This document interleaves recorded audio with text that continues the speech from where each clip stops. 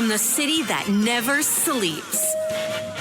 17 miles from Madison Square Garden, New York City. It's America at Night with Rich Valdez, America's favorite late-night talk program, featuring interesting guests from around the world and calls from across America. And now, here is your host, Rich Valdez.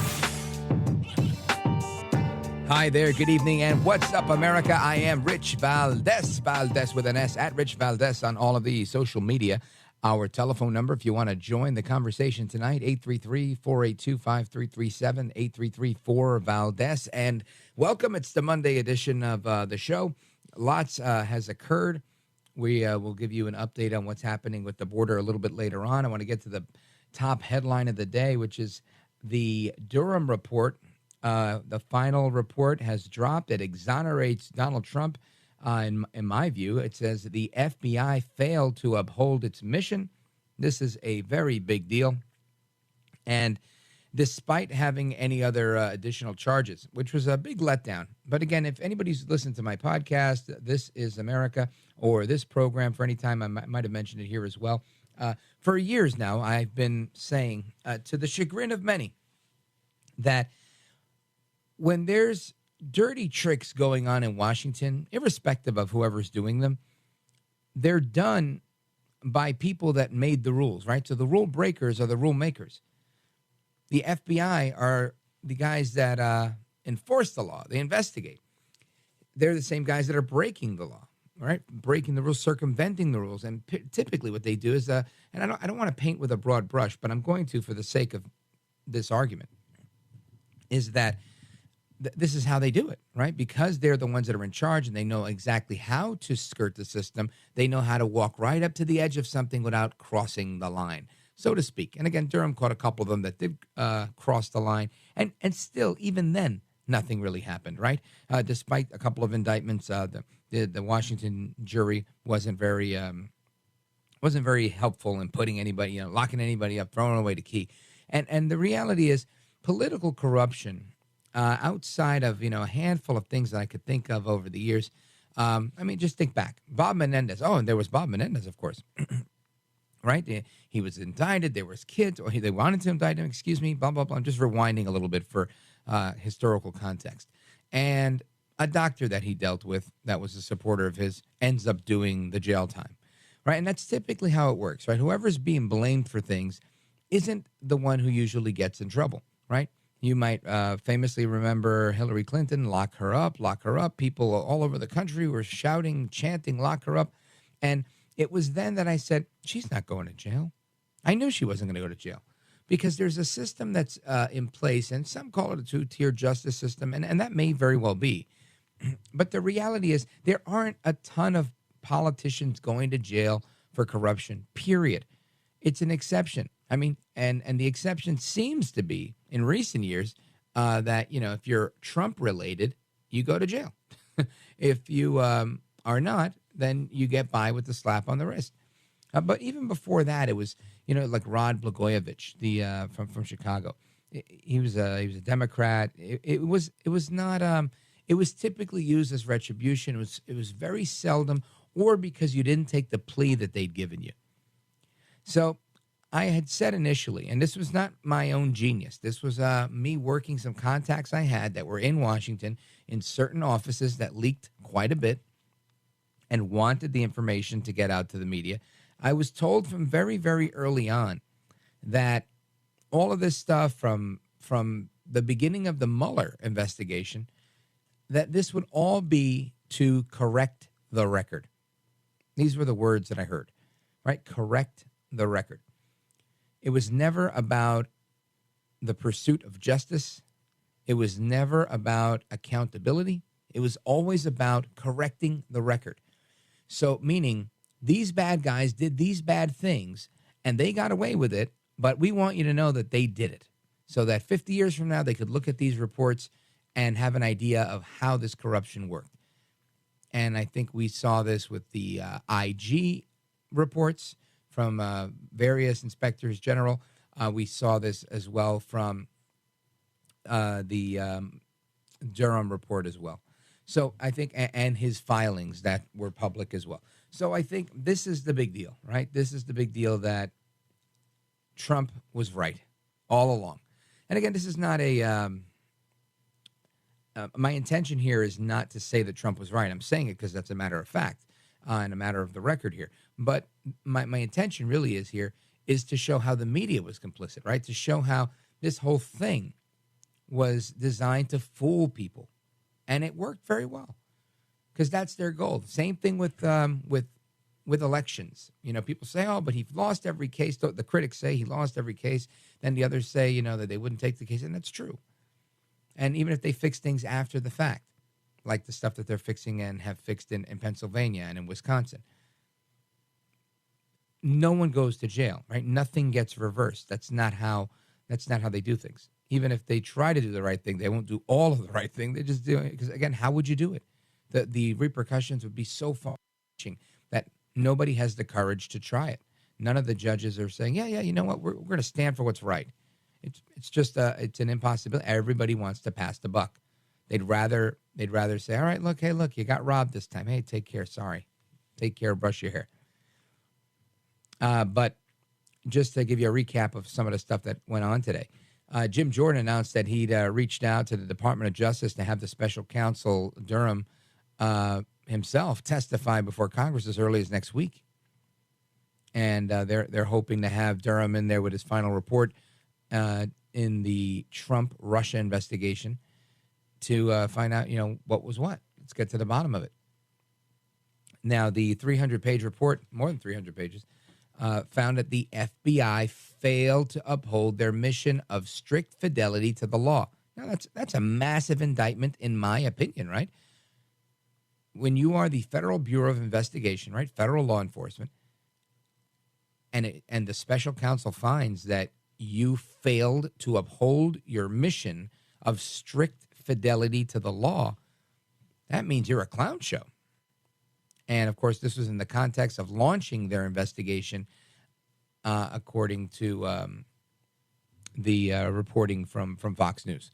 Now, during Durham's years-long investigation, he indicted 3 people: former Clinton attorney Michael Sussman back in 21, Igor Danchenko in November of 21, and Kevin Kleinsmith. That was the attorney that doctored an email in order to get the FISA warrant in August of 2020. And again, if you're listening to this for the first time and you want to know, what are they talking about here? I'll tell you exactly what I'm talking about.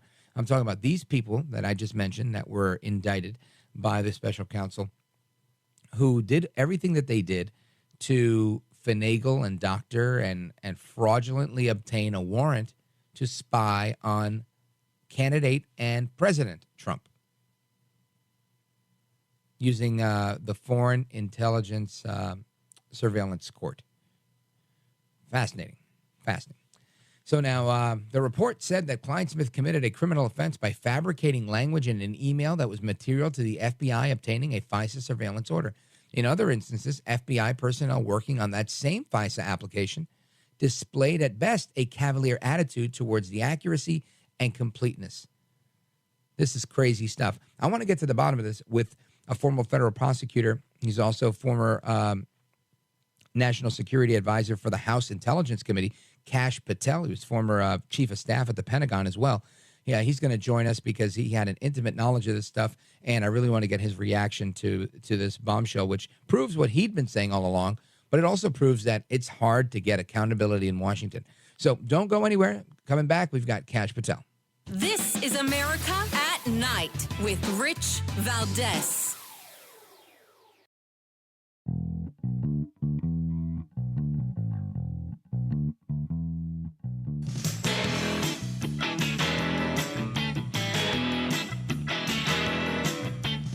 Well, thank you, Rich, and thank you for everything. I know you very well, and I listen, but I have a lot of people that listen, and they love your show, and I appreciate it very much. America at Night with Rich Valdez. All right, America, welcome back. So according to the Durham report, the plan by Hillary Clinton to create a false story linking Donald Trump to Russia was briefed in August of 2016 by CIA Director John Brennan to President Obama, VP Biden, AG Loretta Lynch, and FBI Director James Comey. So this is in my opinion, a conspiracy of vast proportion. This is the biggest case of election interference that I've ever seen, and now we've got it on paper. Here to give some reaction and to break it down for us is Kash Patel. He's the author of Government Gangsters. Make sure you check out the book. I always say get 2 copies and give one away to somebody who needs to read this stuff. Kash Patel, welcome. Hey, Rich. It's great to be back with you. Thanks so much. Thank you, brother. So tell me, what's your initial gut reaction to this? Look, mine's probably a little unique and maybe somewhat jaded. You know, as a chief investigator for then Chairman Nunes on the Russiagate investigation. Mm-hmm. And the information that's in John Durham's report, I'm glad it's out, but it's nothing new. You know, I was John Durham's biggest supporter. And, you know, as an individual who's involved, you have to critique him when necessary. And I'm glad the information's out. I'm glad the mainstream media is forced to cover it, and CNN and MSNBC are putting out headlines that saying the FBI had no justification to surveil Donald Trump. That's all true. And we proved it with our investigation 5 years ago. And so it's good that the mainstream media is covering it and the rest of America is hearing it. But where we fall short, of course, is accountability, because had they reported the truth when we found the truth out, we might have had a chance at accountability, which John Durham fell woefully short on. You know, a lot of people were very critical of then Chairman Nunes and his infamous memo, which I think is a famous memo, right? Because, you know, he's crazy, they're crazy, these people are conspiracy theorists, they're making it all up. And now here we have it. It's pretty much in black and white again for, I guess, the final time, where it seems that this might be the only person that the media will take seriously, maybe just because they're kind of forced to, because he was special counsel and you know, Biden agreed to, you know, not be involved because he really couldn't get rid of Durham. And I feel like I guess it is a victory in so much as correcting history and correcting the record. As I stated before I brought you on in the previous segment, I had heard from people who loved to talk back during the investigation early on that they were saying we're probably not ever going to lock anybody up, but this is just to correct the record so the facts are out there. And I felt like that's just not enough. The American people aren't going to be satisfied with that. But that seemed to be the direction it was going, and it was my gut. And I just think, should we always expect that to be the case, to just get some information that's a little bit less than redacted and to never really see justice? Unfortunately, we should, if you keep the current regime in charge, and now you see that they are there to protect themselves. It's not a Republican or Democrat thing. Remember, right? This Power may have been launched under Obama. Comey was a Republican-appointed FBI director who made millions with McCabe off selling their flawed nonsense to the world.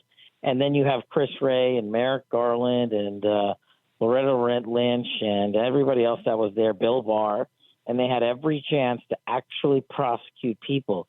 But the only thing these government gangsters care about is protecting their own ego, and they cannot and will not allow their agencies and departments to be besmirched on their watch, because that means they will have failed. They're all friends. They don't care about the Democrat or Republican sticker.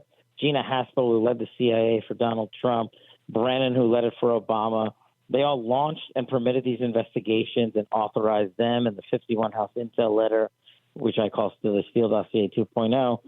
They've written a playbook with the Democrats to make sure our voices are never heard and that there is no accountability. And I think the civics education that America has learned, because so many Americans are frustrated with the lack of accountability, is, well, maybe we need to pay more attention and choose more selectively the media we listen to, like your great show, who's been reporting the truth courageously for years.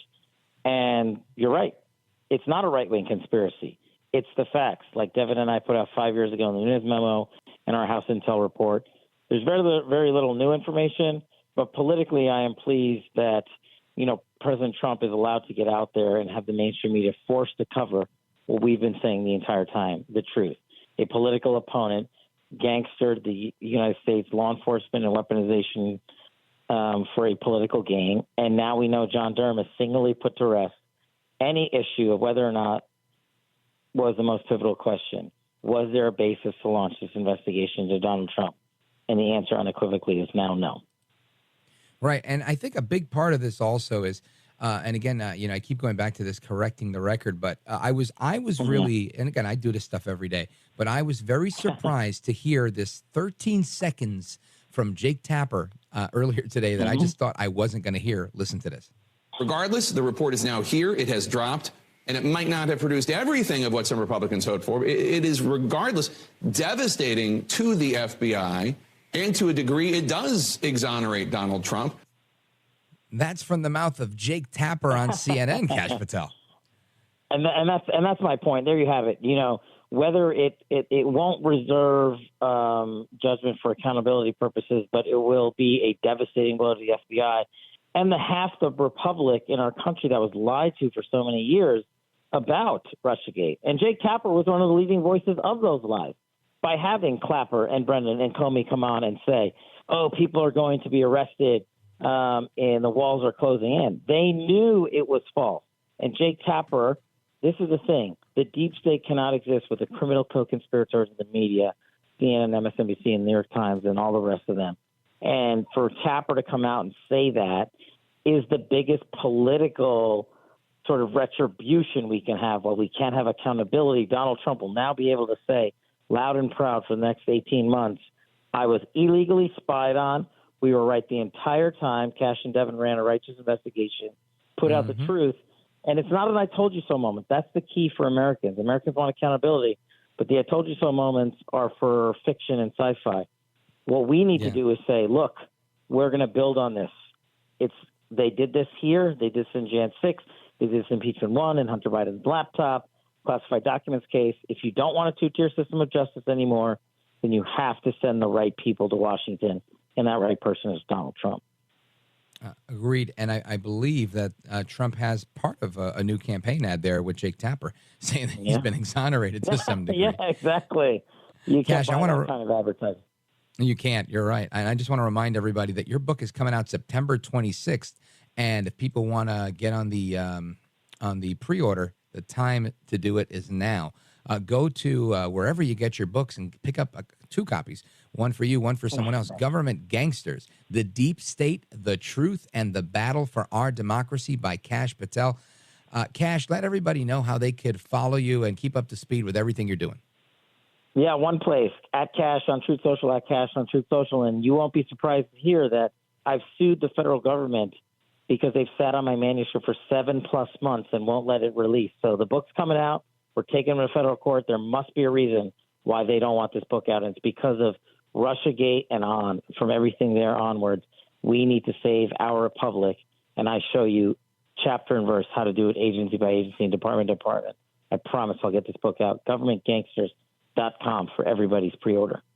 All right, folks, you heard it right there. GovernmentGangsters.com. Again, the book, Government Gangsters, The Deep State, The Truth, and the Battle for Our Democracy. Kash Patel lays it out. He's been on this since day one. He's been on the show several times, and he's been right every single time, from his investigations to his analysis. Kash, thanks for joining us.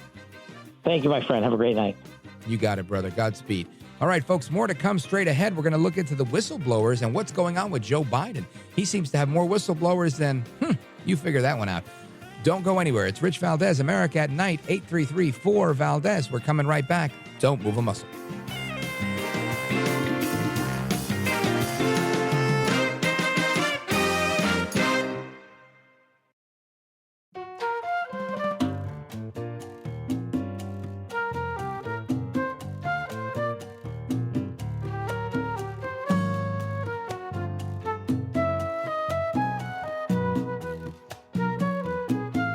America at Night with Rich Valdez.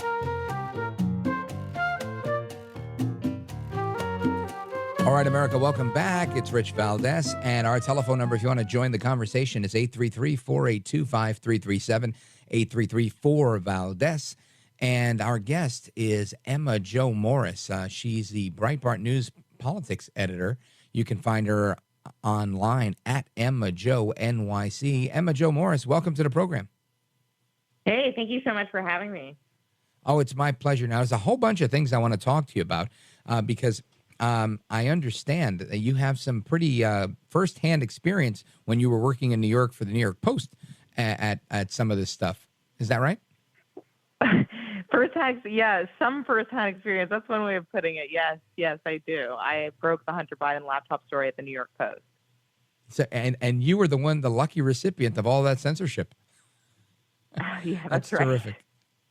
All right. Well, let's start off. I mean, I think the big story today, and there's many, right? There's 5 more whistleblowers. There's all sorts of things. But the IRS has removed the investigative team from Hunter Biden's probe in a move that the whistleblower is claiming is clearly retaliatory. Does that seem in sync with the reporting you've been doing? I mean, yeah, it seems in sync with the way that the administrative state works, right? Where, like, for example, there was, according to another whistleblower, there was a request by the attorney looking into Hunter Biden's gun charge and financial crimes, and he requested a special counsel to create some insulation of the investigation from the administration and to create some independence from the administration. And apparently that request was stonewalled and rejected by Merrick Garland. So, this is just, this is obviously a New York Post report. I can't verify personally the veracity of the reporting, although I know the reporter very well. He was my reporter when I was working there, Stephen Nelson, and he's extremely careful. But yeah, I mean, he's saying that that this happened and this follows a pattern. So I have no reason to not believe it. Right. Now, I want to circle back to what I just mentioned, because I know that there's a story by Wendell Husebo, who I think is part of your team as well, with talking about 5 whistleblowers, at least 5, that have come forward to allege wrongdoing by the Biden family in connection with business schemes and corresponding cover-ups. And it seems to me that, if you're trying to make somebody look bad, this is a good way to do it, right? To have every day new whistleblowers, new people making new accusations. And I think that this seems to have a little bit of merit to it, because everybody, these people don't seem like fly by night, and they don't seem to have much to gain. Tell us a little bit about these whistleblowers, if you can. Yeah, so this story by Wendell that published today, this is not 5 new whistleblowers, but this is a roundup of all the whistleblowers so far that have come forward. Exactly. So he gives 5 examples. They're the following. According to Chuck Grassley, whistleblowers say that the FBI has evidence that Joe Biden is involved in his family business schemes, and this whistleblower actually claims that the FBI has evidence that there's a bribery scheme that they have documented. So that's one. The second one is Tony Bobulinski, Hunter Biden's former business partner, who actually came forward in the days following the publication of the Laptop from Hell series at the New York Post. He was the one who infamously identified the big guy as Joe Biden.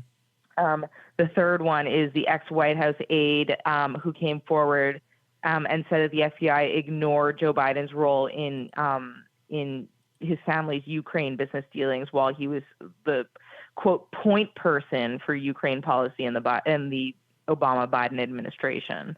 And the fourth was the IRS whistleblower saying that the Biden administration was interfering in the tax probe. This is the one where who revealed that there was stonewalling to appoint a special counsel in that investigation. And then the fifth was the bribery allegations that were flagged to the FBI.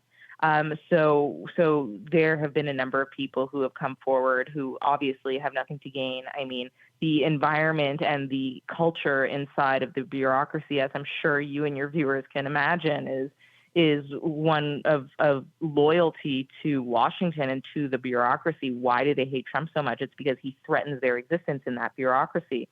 And allowing them to function freely.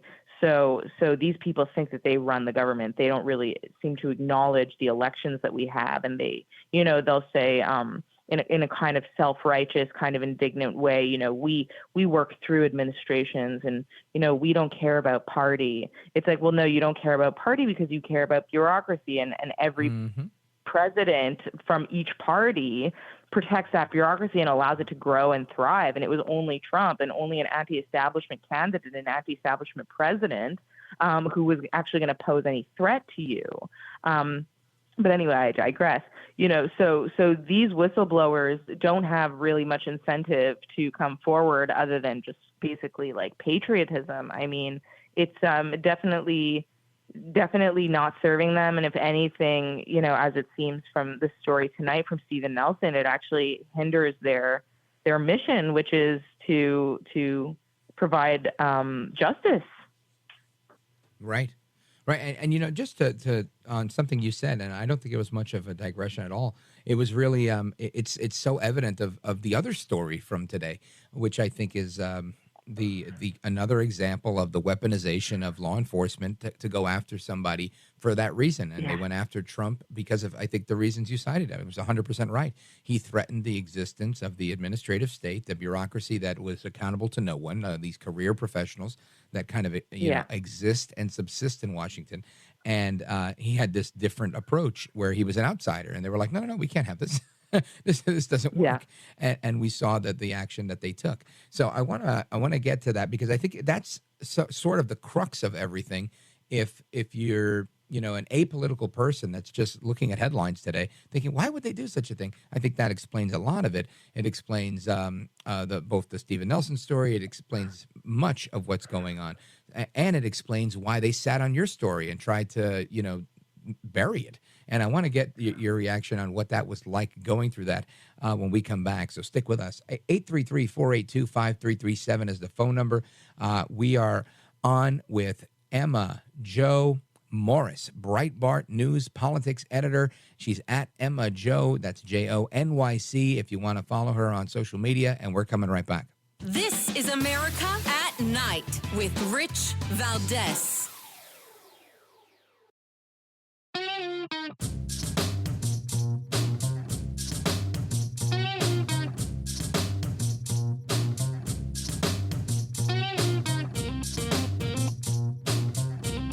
This is America. This is Night.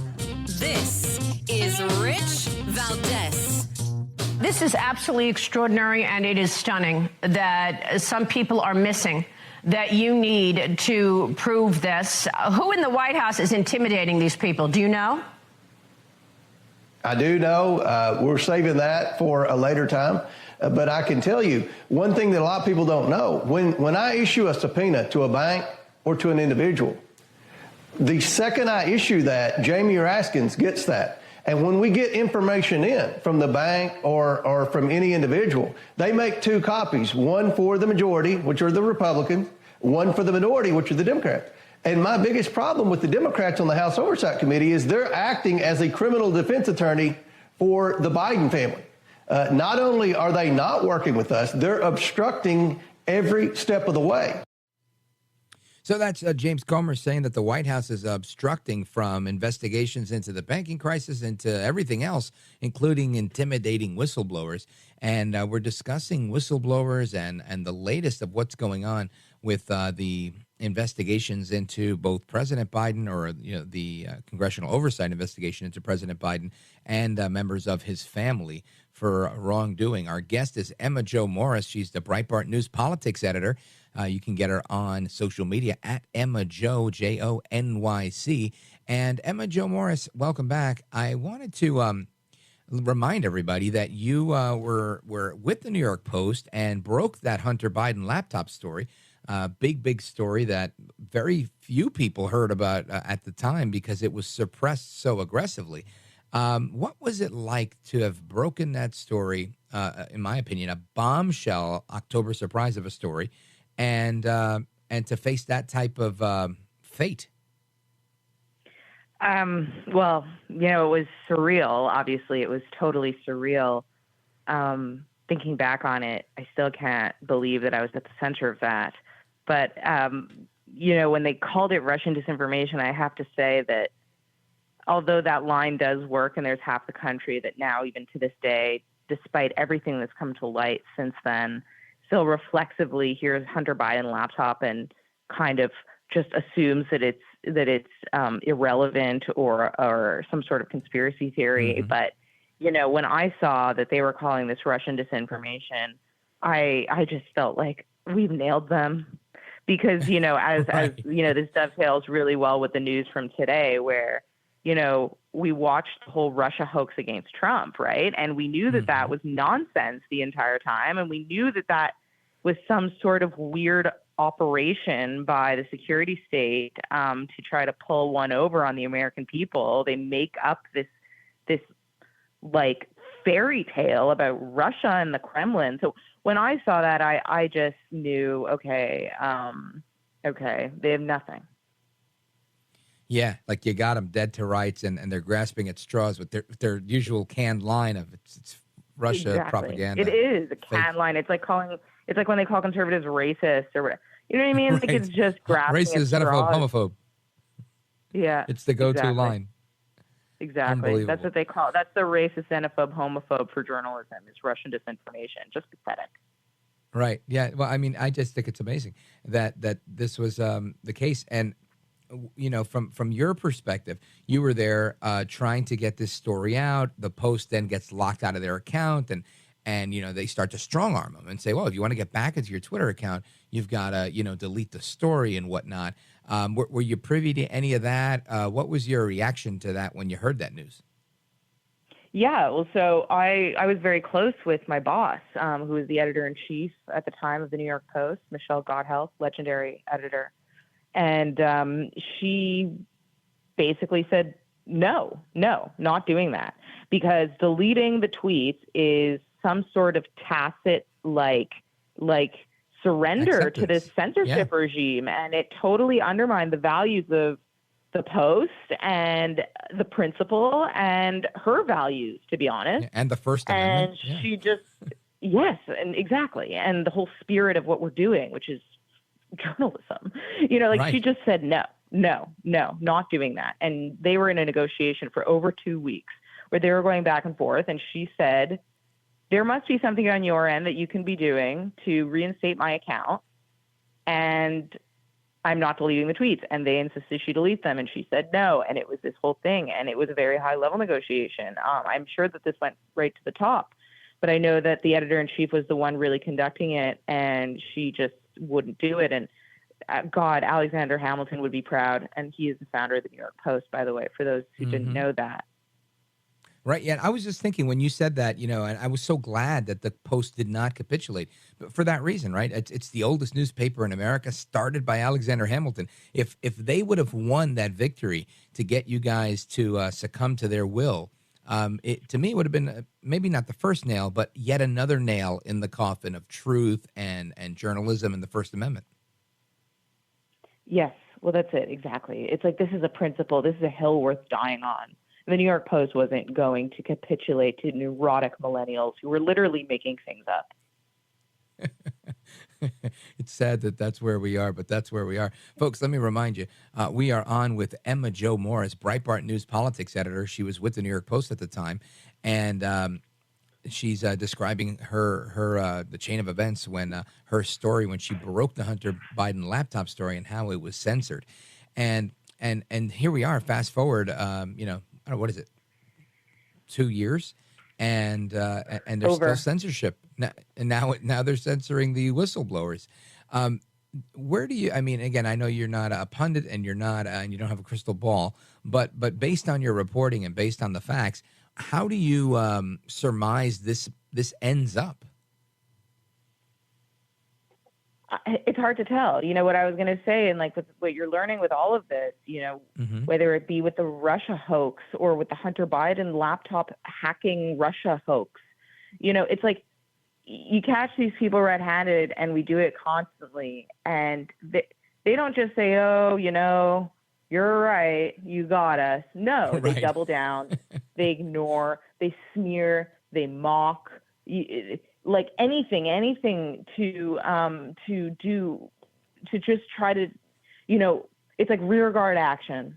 And these people are not just tossing the keys to the American people and saying, okay, you know what, you caught us, you run the country now. No, these people think that they run the country. There was this outrageous incident during the Trump administration where I think it was when he said to pull the troops out of Syria. And the Pentagon essentially said, yeah, okay, Mr. President, didn't do it. And that was so illustrative of how this country works, in that there is this massive bureaucracy of millions of people. It encompasses the Department of State, the DOJ, the Pentagon, and it's all these spies and military people for the most part, and diplomats, and they think that they run the place. They do not acknowledge elections. And for the most part, they kind of are uninhibited in doing that because, like I said at the beginning of the other segment, presidents from both parties will typically go along with the way things work in Washington. But in the instance of Trump, you had somebody who wasn't going to go along with it, and they just refused to comply. They were insubordinate. And the way that this country is structured and the way this government is structured is they must be subordinate to the people who elect, obviously, the president. The president represents the people who elected him. And that's no longer the case. And what you're seeing with the Russia hoax and what you're seeing with the Hunter Biden hoax is, like, this security state has operations that they are like, their job is to perform these operations in foreign countries, right, where they arrange politics in foreign countries to align with the interests of the United States. And that's fine. And we've always kind of accepted that that's what they do, and we need them to do it, or whatever. Somebody decided that, and we all kind of went along with it.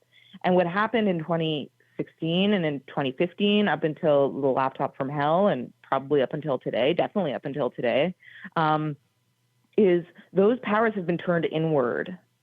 And they are now using their power to manipulate the American people in order to act in their interest, they, i.e. the bureaucracy. And what am I saying? What am I talking about when I say that? What they pulled on Trump, this fake Russia thing, that was a silent coup.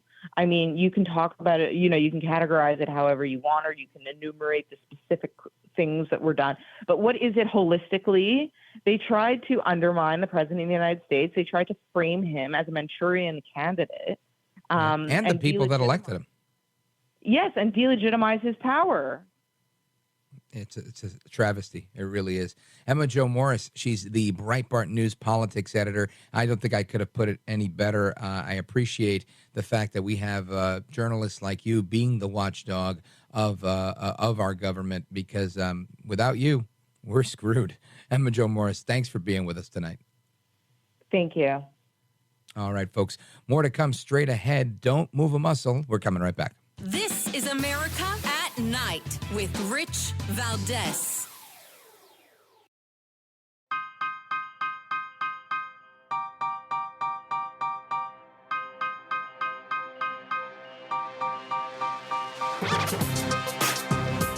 America at Night with Rich Valdez. Regardless, the report is now here. It has dropped. And it might not have produced everything of what some Republicans hoped for. It is, regardless, devastating to the FBI, and to a degree, it does exonerate Donald Trump. All right, that's Jake Tapper again saying Trump was exonerated in more than, in so many words. Again, our FBI personnel also repeatedly disregarded important requirements when they continued to seek renewals of the FISA surveillance warrant, while acknowledging both then and in hindsight that they did not genuinely believe there was probable cause to believe the target was knowingly engaged in a clandestine intelligence activity on behalf of a foreign power. So they knew what they were doing against Trump was wrong, and they did it anyway. My goodness. I'm going to talk about this for the next 5 years. All right, folks. Anyway, we're coming right back. Don't move a muscle.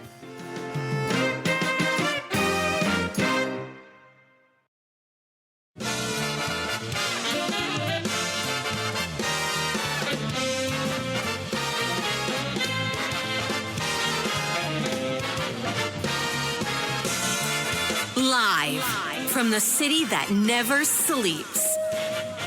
17 miles from Madison Square Garden, New York City. It's America at Night with Rich Valdez, America's favorite late night talk program, featuring interesting guests from around the world and calls from across America. And now, here is your host, Rich Valdez. Hi there, good evening, and what's up, America? I am Rich Valdez, Valdez with an S, at Rich Valdez on all of the social media, your liberty-loving Latino amigo, and I am here with you. You can get us by phone if you'd like to join the conversation and speak with one of our guests, 833-482-5337, 833-4-VALDEZ. And a quick recap, just a couple of headlines before we jump into the big topic here.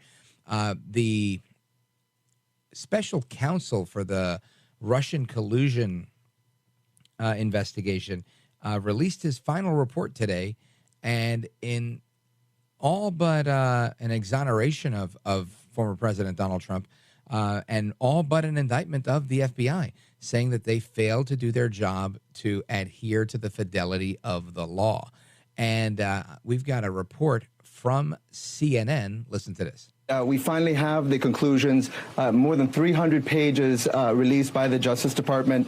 Now, it has now been transmitted to members of Congress who also are going to want to bring John Durham in to review some of the findings. But the bottom line is this. The investigation found that the FBI failed in many, many ways, things that we already knew from a previous Inspector General report. And I'll read you just a part of it, of John Durham's conclusion. He says, based on the review of Crossfire Hurricane and related intelligence activities, we conclude that the department and the FBI failed to uphold their important mission of strict fidelity to the law in connection with certain events and activities described in this report.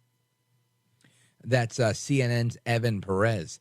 And we're going to continue to talk about how government is growing and how the growth of government and even the, I don't want to say the imitation, but the advent of corruption and how it's grown from the time of early government back in ancient Greece to today. And we're going to do that with Richard Lyons. He's the author of The DNA of Democracy. We're going to do that straight ahead.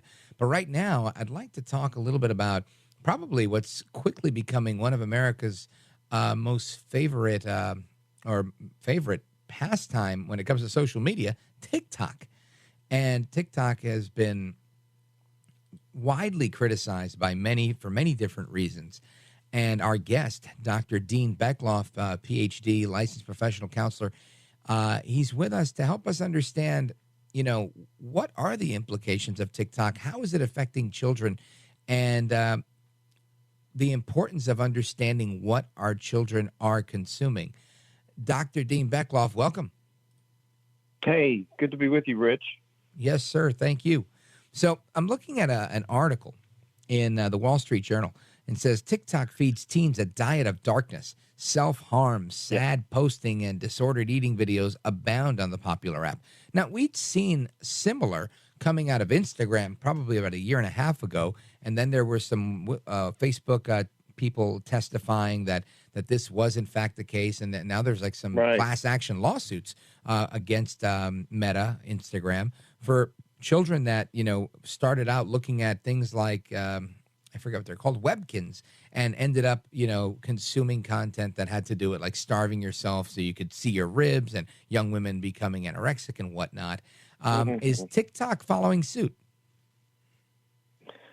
Well, that's what it's looking like. It's disturbing. When we look at teens and even kids, they're very vulnerable. And when I was in, working on my psychology courses, one of the things that they told us way back then, because I'm very old, is, hey, if you hear something, if you're reading something, it's very easy to think, oh, maybe I have that, or I could have that. It's a normal human thing. But here we are having kids and young teens being exposed to things like hopelessness and suicidal thinking and self-harm.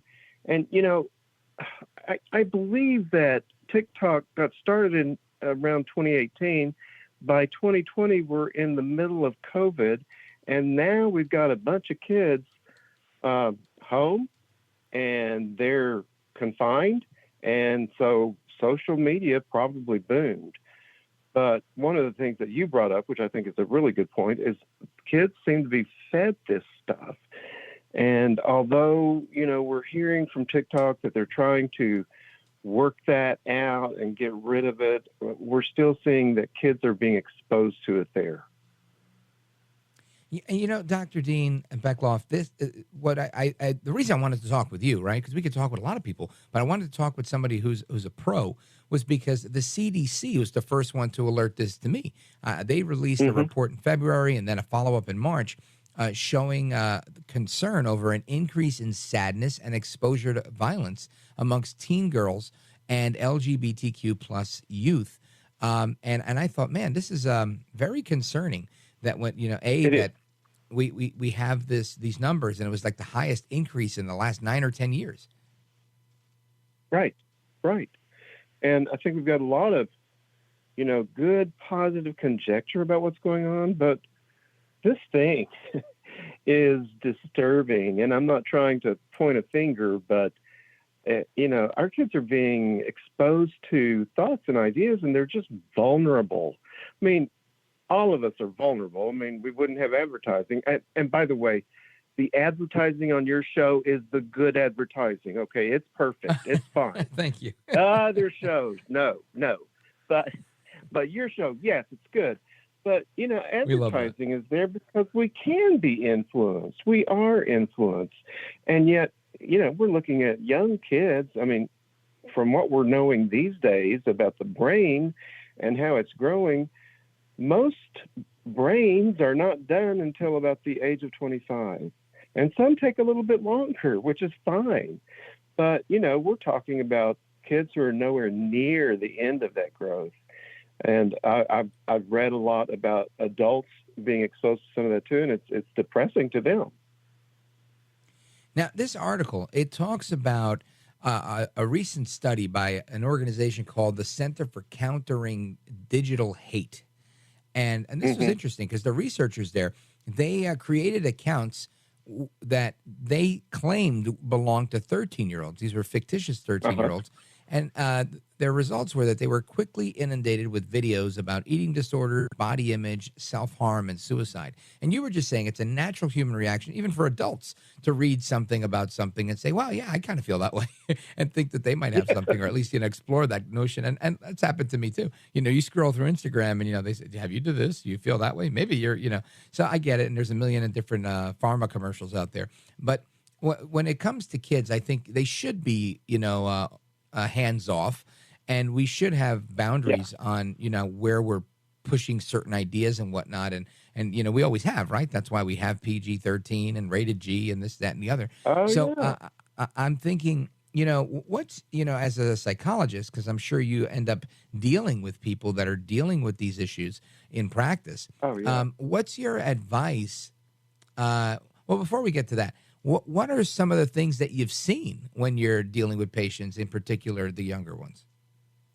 Well, the things that we're seeing these days is kind of common from what we're reading about and from what we're hearing about, that our kids are growing in more depression, more anxiety, more thoughts of self-harm, and more thoughts of suicide. I mean, it's doubled since in the last couple of years. And so where is that coming from? Why is that happening? And I think we're looking at a lot of different arenas. And of course, we do believe that COVID-19 was very hard on our youth, very hard on adults. It was hard on me. And they were not around other kids. And that's critical, that our kids are around other people in real ways. That helps stem the tide. So we know there are other things, but when we see these kinds of things happening in social media, we have to take a look at that. And I think, how then can we protect our teens? And I think you were about to move into that, but how can we help them?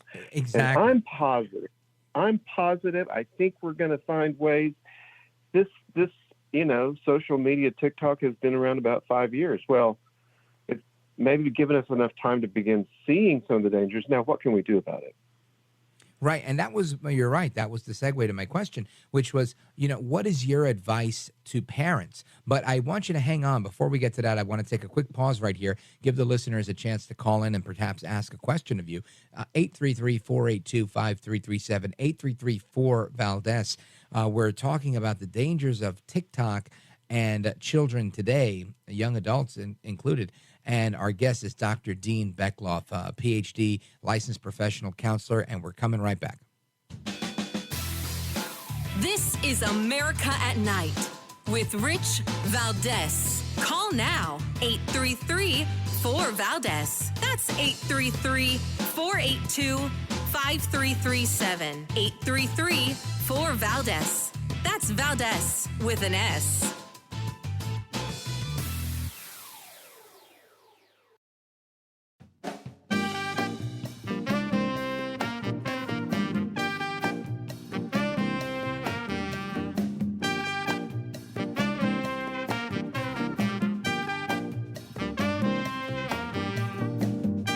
America at Night with Rich Valdez. All right, America, welcome back. It's Rich Valdez, and it's Monday, by the way. And our guest is Dr. Dean Beckloff, PhD. He's a licensed professional counselor. And we're having a discussion on TikTok and how there's an increased incidence of depression and suicidality and self-harm. And this goes hand in hand with the report from the CDC that came out a little bit earlier in the year, as well as a report that's out, a survey rather, that's out from an organization that's against hate that finds that with their clandestine research, they found that as they posed as 13-year-olds, they were inundated with videos about eating disorders, body image, self-harm, and suicide. So that's where we are right now, and we've got teens being negatively affected by this psychologically, plus the pandemic and all of the I would say mostly negative news on whatever topic. You put that all together, and you've got a recipe for lots of bad news. Doc, what can parents do, and those of us that care, the ancillary folks in the village that it takes to raise these children, what can we do to protect our kids? Yeah, it's a good question, and I think we're finding some answers. And I think we're going to be able to even begin having conversations with our teens, not just parents, but other folks in schools and other areas about pointing out how we're becoming vulnerable to things that we don't need to be becoming vulnerable to, and being able to start giving some good, positive training to our teens and our kids. And but one thing we need to all be willing to do is swap screen time for real time. And that also means the parent being willing to put the phone down. A lot of us can be addicted to that thing. It may not be TikTok, but it can be other things too. Sure. And so how do we as a family swap screen time for real time? And how can we promote real time with our kids and our families? How do we get them around other kids? Exercise and free play are among the best ways to build attention. TikTok does not build attention. It does not promote good executive functioning. But things like getting outside and playing and exercising, parents can dedicate after school and weekend times for sports and maybe play dates and family hikes, or, I think there's a lot of creativity that parents can bring to bear. And I see parents doing that. We have some great teens. Despite what we may hear about teens and the problems, there are great teens out there who are working hard, trying to make good grades, trying to do well in all kinds of avenues. And I'm just impressed with this generation of teens right now. And Doc, Would you say that in addition, I guess, what would you say in addition to getting outside and exercising? I know that something that I did with my children, I don't know if it's even possible anymore. I always wanted to make sure we were kind of all together for dinner, and that didn't always happen because sometimes we were on the go because my kids did dance and they did other activities. But it took me a long time because I felt guilty about it. And eventually one day I realized, and I said, well, we actually are all together for dinner. We're just eating it in my SUV and we're eating drive-through. And that wasn't ideal. And we weren't looking at each other, but the phones were down and we were having a conversation. Oftentimes me yelling at them about something, but it was a back and forth nonetheless, where we were all engaged with one another. And most of the time we did have a conversation. And I thought, wow, yeah, you know what? Come to think of it, we did spend a lot of our time eating together in the SUV, going from one thing to the next thing. But that was something that I feel like worked for us. It's busy when you have kids. You are busy, and we all know how busy. It just is. My kids are now fortunately grown, and when they were around as teenagers, we had the Razor. There was no such thing as a smartphone. We had the Razor, people. And that's what they used. I think you brought up something really, really good. We're going to put our phones down when we're having dinner together, whether it's in an SUV or whether it's at a dinner table or whether it's a picnic.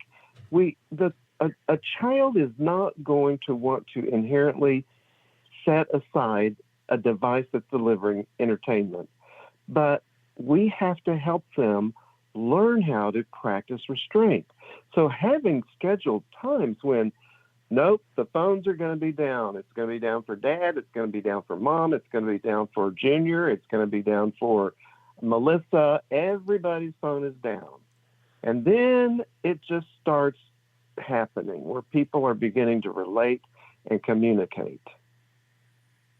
Now, Dr. Dean Beckloff, in the 30 seconds or so that we have remaining together, I want to make sure that people know how to find you. Tell us about how to follow you online and your website. Website is www.drbeckkloff.com, drbeckloff.com. It actually stands for Dean Ray, but look at that. It's Dr. Beckloff. So drbeckloff.com. And that's going to be probably the easiest way to get in. And we've got some handy tools and videos and things for people to watch, and even more about TikTok and all of that. Outstanding. Well, thank you for your insight, your analysis on this, and your expertise. Folks, check them out at drbeckloff.com. drbeckloff.com is the website. Doc, I appreciate you staying up late with us to bring us up to speed on what's going on. Thank you. Appreciate what you're doing. Thank you. All right. Godspeed. All right, folks, more to come straight ahead. We're going to talk about the history of government corruption from ancient Greece to today with Richard Lyons. Don't go anywhere.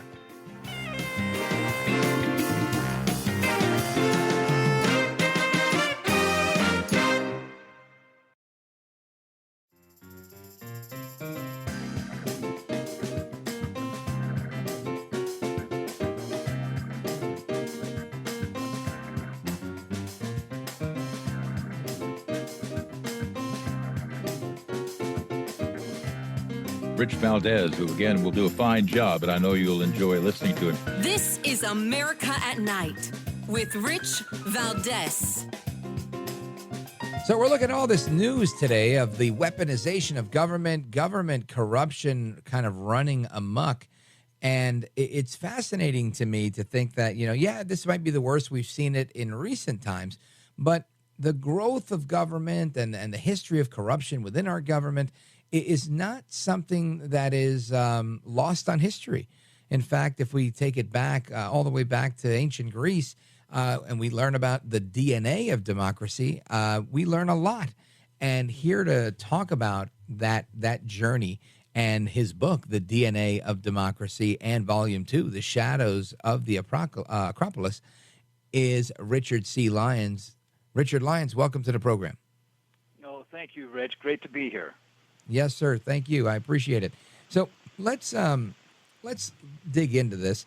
This was a topic that, like at large, the idea of the growth of government and how government today doesn't really exist the way I think our founders and those of the Enlightenment kind of intended it to. But nonetheless, here we are. I broached this idea on a program I did a while back, but it seems like your books really break this down and take it way back to the beginning. So let's take it from the top. Yeah, well, what happened to me, Rich, is what's happening to a lot of your listeners. I was wondering what country we had developed into a number of years back, perhaps 6 or 8 years. And I wondered how I would be able to describe the critical elements of our country that made our country what it was at the founding, so I could show from then, or from 100 years ago, how government has grown, much as the founders had feared, to become something other than what the founders had imagined.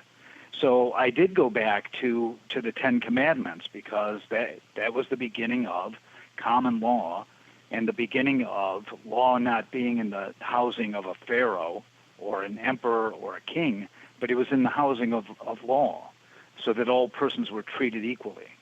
I then went to the Athenian Constitution, and that is where we get our sense of town assembly. It's direct democracy, where everybody can be involved, everybody can speak, everybody can vote.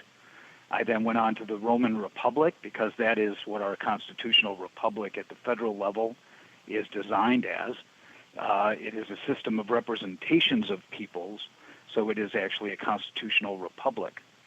Then I went to England, and the foundation of our common law and the Magna Carta, and then the Civil War that they had, which ended up in the Glorious Revolution, which was actually sort of a midwife to our own revolution. And then I went on to how we formed our Constitution and its critical nature of separating powers and keeping most power in the hands of citizens. So when you look at it that way, when you get to the end of DNA of Democracy, you end up with the suffragette movement and the widest expression of democracy and the best representation we had at the time in our republic. Fascinating. That's a lot. So let's unpack a little bit of it. It is. Because I find it interesting that you took it back to Rome and to Greece. And I love where you started, which is, kind of present day issue with the growth of government. And what was it anything in particular, or I should say, what was it in particular that got you to thinking, man, this is not right. Let's see where this starts and how it should have been. Yeah, I thought it would be a much smaller venture. But then I realized that there were aspects in our Constitution which came from all these predecessors, the more successful. Well, first, democracy is very infrequent, so I didn't have too much to study.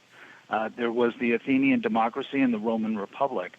There were other democracies throughout Greece and differing constitutions, but it was the Athenian that our founders based our sense of local government, which means that everybody has a hand in it. Every citizen gets to vote. When you get to the state level and when you get to the federal level, it has to be by representation. Otherwise, it becomes mob rule. So that I took that critical element from the Athenians, and then the basis of our constitutional republic actually came from the Roman Constitution. So I had to add that element. The element of our common law and our rights as individuals and rights to property actually was born in the Magna Carta. So in those instances, I show the rebellions that took place that created the freedom in Athens, the rebellion that took place that threw the kings out of their thrones in Rome, and also in the Magna Carta, how the Magna Carta was formed because King John became a rapacious tyrant. It's always with a concentration of power that there is then a rebellion which ends up in a democracy or a brand thereof. Fascinating. And I want you to, if you can, because it seems like you really took a great walk down memory lane with this one. And there's, That's a fun way to put it. Right. Because it's interesting. I think there's, you mentioned things like direct democracy and constitutional republic. And yes. I think there are, while there are some correlation coefficients, if you will, amongst them, there are some stark differences as well. And maybe you could highlight some of those points and the benefits of that when we come back. Well, sure. Folks, if you just give me a moment, I want to reintroduce you to the audience. Our guest is Richard Lyons. He's the author of The DNA of Democracy, Volume 1, and Shadows of the Acropolis, Volume 2. And this is my wheelhouse. I love this stuff, and I hope you do too. The telephone number, if you have a question for Richard Lyons, is 833-482-5337, 833-4-VALDEZ. This is America at Night with Rich Valdez.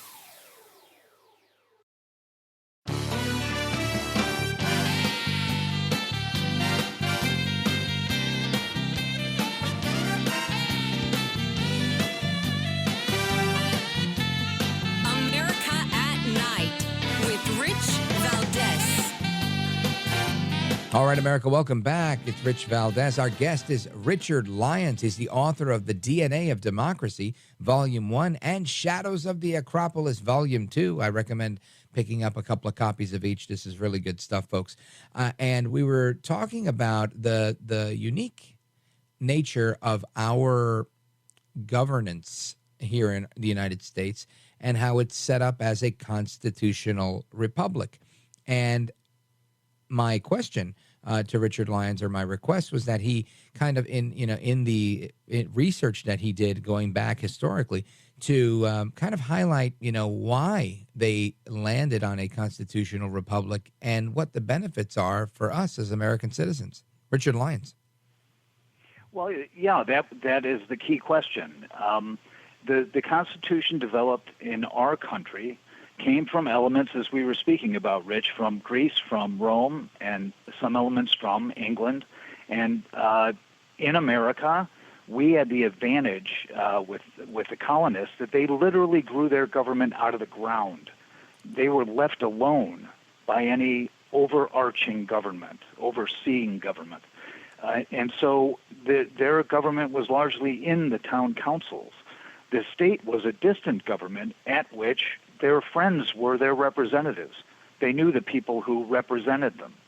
When it got to the federal level and we were constructing the Constitution, the one thought was, how do we leave things as they are? What we do not want is another administrative government like the British monarchy was. They wanted to keep that. They wanted to keep powers apart and diffused and local. It was the local government that would concern persons first, and the federal, which would concern them least.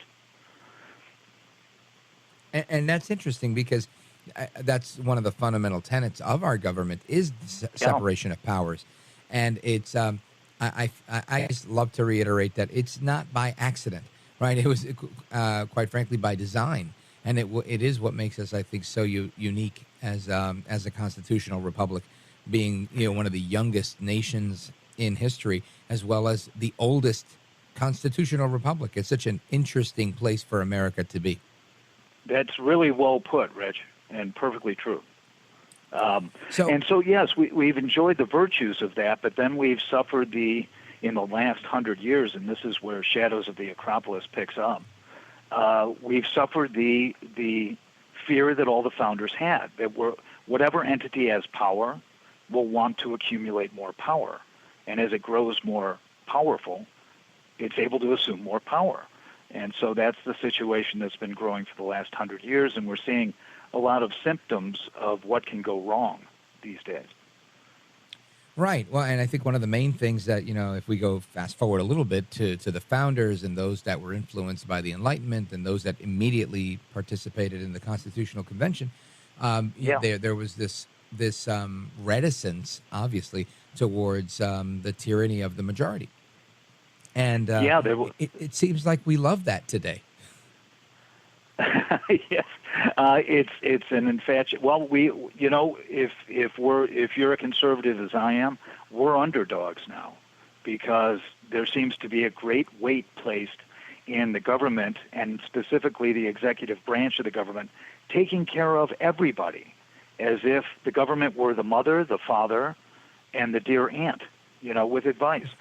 And that it was never supposed to be that. It was supposed to be Uncle Sam, who is not in your house, who lives somewhere else, who you invite over for Thanksgiving, but you very rarely see. It's been turned upside down, and it's become this sort of nanny state. And I think a big fuel of that has been the media, with talk shows on every day talking about all the little pains in America that need government solutions. Yeah. Well, we talk about the pains in America, but we never talk about government solutions. Thank God. But yeah, I think you might be right. I think you combine the media, the free press, with academia, and I think now you're onto something. And as of late, even corporate America has chimed in on how they've kind of joined at the hip with partners in government. And I hate to oversimplify, but it seems like that's where we are. Well, what shocks me most, Rich, and you'll probably agree, is that they did a survey of PhDs. These are persons who have spent their whole lives learning, but they haven't learned that there's never been a successful socialist government in the world, in history. There has always been tyranny, and it's always been feeding on its own people. And why they would prescribe that as something that might be successful if the dream of an unexampled utopia finally occurs is beyond me, because these are supposed to be smart people. This is a fascinating point that you bring up, and one that also baffles me, and I don't think either of us have the answer, but I don't mind commiserating with you for a moment, in so much as saying it's amazing to me that the Communist Manifesto, or just Marxism overall, has grown to the level it has, and has influenced so much over the years. And I'd say it's probably one of the most pervasive, pernicious ideologies that has existed in the last 100, even 200 years, 150 years or whatever. And we're seeing how destructive it's been, yet we're not getting further away from it. We're getting closer to it. Well, here I detail this in Shadows of the Acropolis, Reg. I'm going to take you back 100 years again, and this goes back to Woodrow Wilson. Woodrow Wilson was academic par excellence. He never spent a day of his life outside of a university campus until he became governor of New Jersey and then president. And his whole thinking, and you can see it in his writings, his whole thinking was around the ideal state theory of Friedrich Hegel, which is the opposite of our founders' belief in the philosopher John Locke. John Locke believed the individual should govern the government. Ideal state theory is that the individual becomes part of the government, and the government rules every individual. Woodrow Wilson had introduced that when he gave birth to the administrative state, and then brought all the wealth into a single treasury through the income tax. And since then, the idea of collectivism, and since then, all the things that were Marxism, have been popularized over time by little levies of power, which I detail in the book.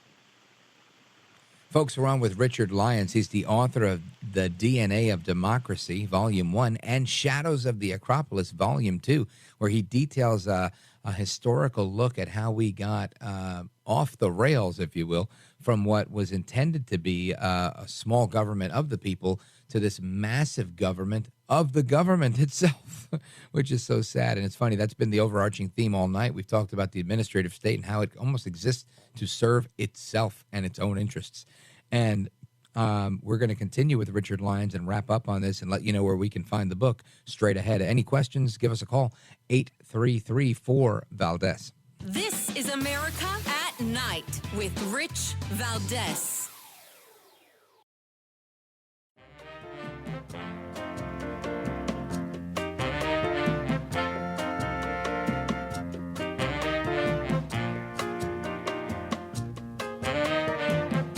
This is America at Night with Rich Valdez.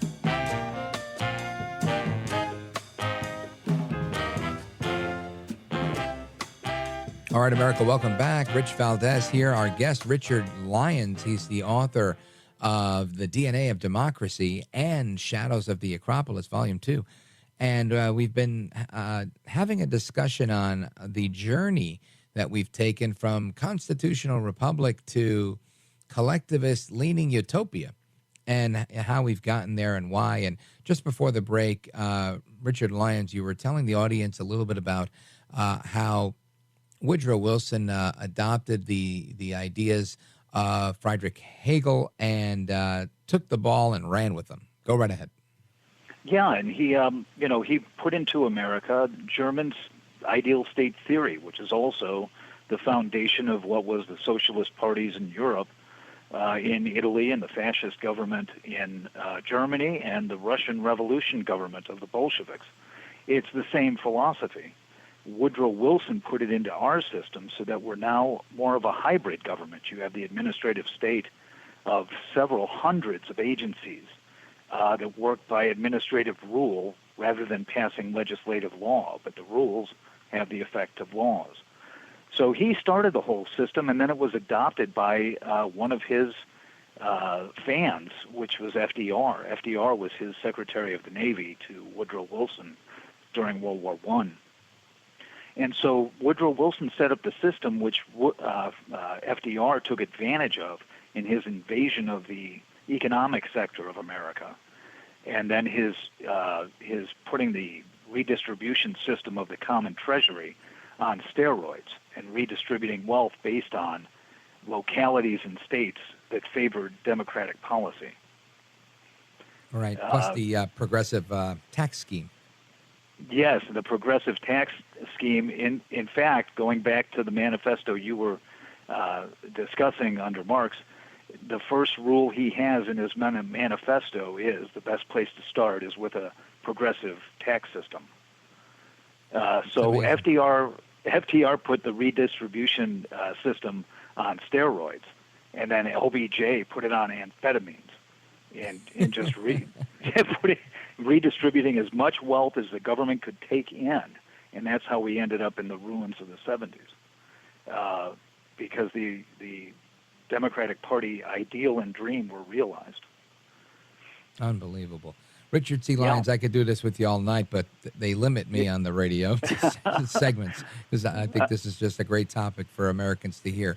But I want them to be able to get the books, and I want them to be able to get a couple of copies of the book, one that they could keep of each one, and then one that they could give away to somebody who could benefit from it.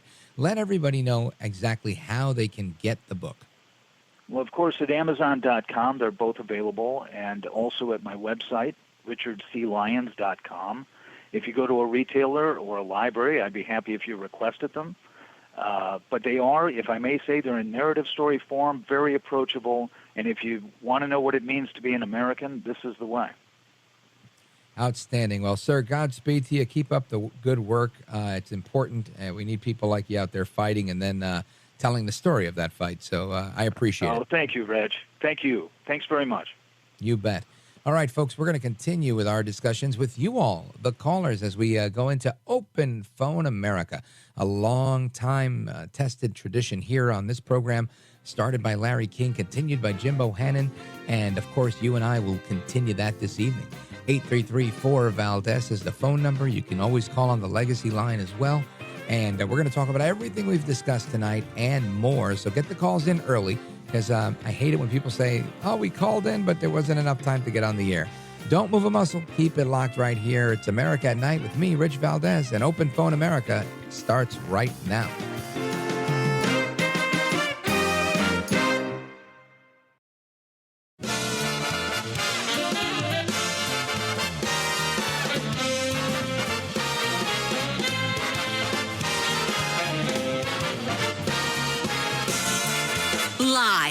From the city that never sleeps. 17 miles from Madison Square Garden, New York City. It's America at Night with Rich Valdez, America's favorite late-night talk program, featuring interesting guests from around the world and calls from across America. And now, here is your host, Rich Valdez. Hi there, good evening, and what's up, America? I am Rich Valdez, Valdez with an S, at Rich Valdez on all of the social media. And you're welcome to join our late night national town hall conversation. I want to hear from you where you get to sound off and be heard all across this country. So give us a call, 833-482-5337, 833-4-VALDEZ. And you can also chime in online at Rich Valdez with an S on all of these social media. Now, big story today is, there's really two of them, right? The one big story is that John Durham, the special counsel, released his report, and he says that the FBI violated their commitment to their mission and the fidelity of the law. And obviously, even folks at CNN had to respond to this. Jake Tapper, he famously told America earlier today that Trump was all but exonerated. Listen to this. Regardless, the report is now here. It has dropped, and it might not have produced everything of what some Republicans hoped for. It is, regardless, devastating to the FBI, and to a degree, it does exonerate Donald Trump. There you go. It's a big story, in my opinion, because this was a huge story for years upon years upon years when it was the other way around and the whole thing was fake, phony, and fraud. It was a hoax, as Trump said. So I'm glad that the information is out. It's lamentable that nobody gets to go to jail for this, that they can do this to the American people and nobody gets held accountable. But it doesn't surprise me in the least. Anyway, that's one of the stories that we're talking about. Then we've got this other big story here. The IRS has removed the entire investigative team from the Hunter Biden investigation in whistleblower claims. And they're saying that this move is clearly retaliatory. The purge was allegedly done on the orders of the Justice Department. The whistleblowers' attorneys informed congressional leaders in a letter saying this. Today, the Internal Revenue Service, the IRS, the criminal supervisory special agent we represent, was informed that he and his entire investigative team are being removed from the ongoing and sensitive investigation of the high-profile controversial subject around which our clients sought to make whistleblower disclosures to Congress. He was informed the change was at the request of the Department of Justice. And again, that's according to attorneys Mark Lytle and Tristan Levitt. The whistleblower, who supervised the Hunter Biden investigation since early 2020, hasn't publicly identified the first son as the subject of the case. He says is being brushed under the rug, but congressional sources have confirmed it. It goes on to say, on April 27th, IRS Commissioner Daniel Werfel appeared before the House Committee on Ways and Means, testifying, I can say without any hesitation there will be no retaliation for anyone making an allegation or a call to a whistleblower hotline. However, this move is clearly retaliatory and may also constitute obstruction of a congressional inquiry, the lawyers continued. So that's what's going on there. Plus, we've had a lot of great discussion tonight. We had Kash Patel on the topic of Trump being exonerated and the finalization of the Durham report. We also had some discussion on Hunter Biden as well. We also had some discussion on Tik Tok and its effects on the mental health of young people, which seem to be on the decline, but yet the numbers of people that are on the decline are increasing. So things are going bad, and a lot more people are suffering from it than we thought. And, of course, we talked about the history of our governmental system and how we got there and why we seem to be straying away from it. So, again, your calls and more, 833-4-VALDEZ. Let's hit the phones. I know that there's been a few people on the line for a while. Let's see, where do we go here? Let's go to Todd, Atlanta, Georgia, WGKA. Go right ahead. Yes. Hey, Rich. Yeah, it was great to hear from your guest, Kash Patel and Ms. Morris. And, this whole scandal makes Watergate look like a Bazooka Joe bubblegum wrapper. I mean, it is so massive. It is stunning. And, Obama was involved from the beginning. He signed an executive order allowing all those government agencies to collude. He hired a guy to protect the White House servers who actually helped Jim Baker, the head lawyer, and David Sussman spy on the executive office of the president and Trump Tower. And, when they spied on his executive office, they hacked all his agencies. They hacked his lawyers. I mean, this is insane. And then Jim Comey, when he went to the Oval Office to confront the president with the Steele dossier, he knew then it was a fake. He leaked it to the media to get a special counsel, and he knew the information was a fraud because the two trials that Durham did, a lot of testimony, the agents involved knew it was a fraud. They knew the Alpha Bank story was a fraud, but the seventh floor, the rats at the top, they're the ones that perpetrated this. And you're right, it was a seditious overthrow, a coup. It's insane.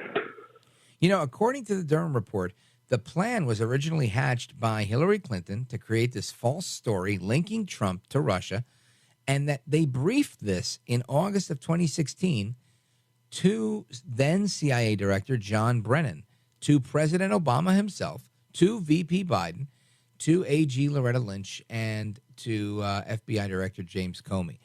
And this had come out. It was kind of corroborated. It was discussed. It was brushed on the rug. And today it's in part of the final report, part of history that was publicly available now to anybody who's looking for the truth. And I'm glad that it's available and not one of these things that's totally redacted and blacked out, and you have to wait 44 years for it to be unsealed. Thank God the truth is out. But you're right. This is egregious. It's terrible. It's bad. It's every adjective I can think of. And again, I'm just glad that people know what's going on because of it. And you're right. There's a connection with Obama. He certainly knew. Biden certainly knew. And it just, what's scary is that they can do it with such ease and how accustomed they are to doing it, Todd. And thank God for Alexander Hamilton and the Post and the Constitution that he helped give us with the First Amendment and the Second Amendment. Thank God for your radio station that can put this out. There's billions of people in Russia and China and Venezuela who will never have this privilege. This is providential. It's a blessing from God, and there's no justice without truth. I'm thankful for Durham because he had no cooperation. He had to do it during COVID, and there were no leaks. So he gets a lot of static, but he was going uphill all the way. And this is in the context of the Twitter files, of all the lies about the lockdowns and the vaccines, the persecution you name it, of doctors, right? All throughout, every step of the way, there's been people overstepping their bounds, telling us, that's misinformation, while they're the ones that are misinforming and disinforming us. And it takes a year or 2 years, $20 million, $40 million later, an investigation later, and then voila, we find out, hey, guess what? The crazies like Todd in Atlanta and Rich Valdez, they were the ones that were actually right. Todd, thanks for your call, brother. I appreciate it. We're going to get to the rest of your calls and more straight ahead. 833-482-5337, 833-4-VALDEZ. This is America at Night with Rich Valdez. Call now, 833-4-VALDEZ. That's 833-482-5337. 833-4-VALDEZ. That's Valdez with an S.